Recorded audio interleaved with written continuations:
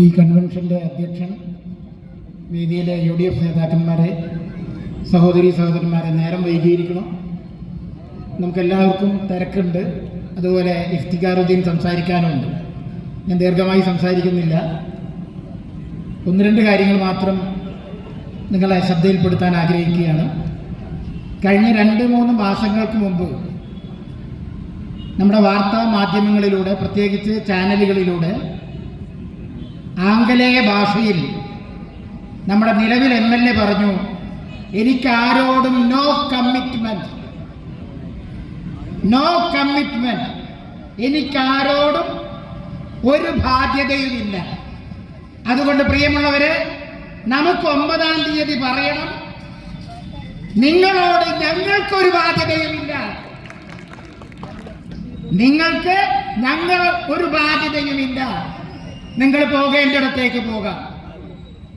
അതുപോലെ തന്നെ മറ്റൊരു കാര്യം, നമുക്ക് ഏറ്റവും പ്രധാനപ്പെട്ട ഒരു കാര്യമാണ്, കഴിഞ്ഞ 2-3 വർഷങ്ങളായി നമ്മുടെ ജനപ്രതിനിധിയെ കണ്ടിരുന്നില്ല, ജനപ്രതിനിധിയെ കാണാൻ കിട്ടിയിരുന്നില്ല.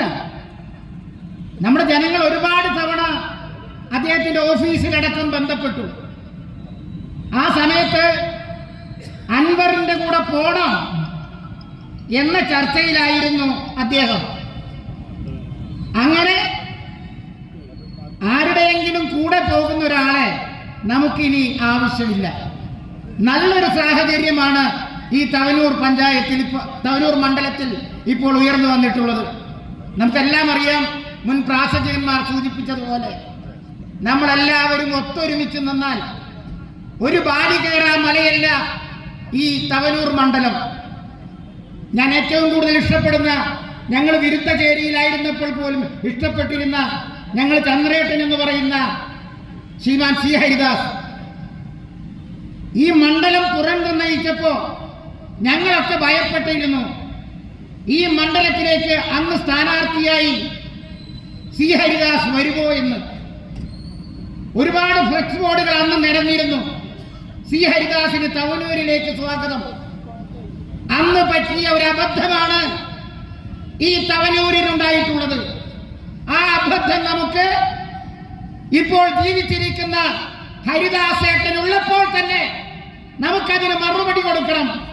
അതിന് C. ഹരിദാസേട്ടൻ വിജയിച്ച മണ്ണിൽ നിന്ന്, നിലമ്പൂരിലെ MLA ആയിരുന്നു C. ഹരിദാസേട്ടൻ. ആ മണ്ണിൽ നിന്നാണ് ജോയ് കടന്നു വന്നിട്ടുള്ളത്. ആ ജോയ്ക്ക് നമ്മൾ ഉജ്ജ്വലമായ വിജയം സമ്മാനിക്കുമ്പോൾ അത് നമ്മൾ C. ഹരിദാസിനോട് കാണിക്കുന്ന ഒരു നന്ദിയായിരിക്കും എന്ന് മാത്രം നിങ്ങളോട് അഭ്യർത്ഥിച്ചുകൊണ്ട് ഞാൻ നിർത്തുന്നു. അഭിവാദ്യങ്ങൾ.